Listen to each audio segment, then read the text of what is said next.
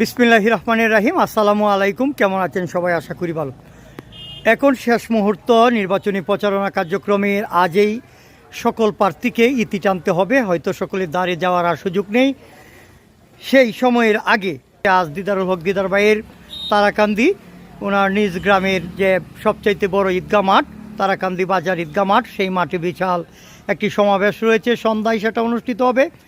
তার আগে ওনার কাছ থেকে শেষ সকল পাকুন্দি উপজেলার সকল ভোটারদের উদ্দেশ্যে শেষ কথা কি বলবেন সেটা জানতে চাই। আমরা সেই কথা জানার জন্য ছুটে এসেছি দিদারুল হক দিদার ভাইয়ের কাছে। আমি আমার বাবার সমাধির পাশে দাঁড়িয়ে, আমার বাবা এখানে শুয়ে আছেন। আপনারা জানেন আমার বাবা সারা জীবন আপনাদের সেবা করে গেছেন অত্যন্ত সততার মাধ্যমে। আমিও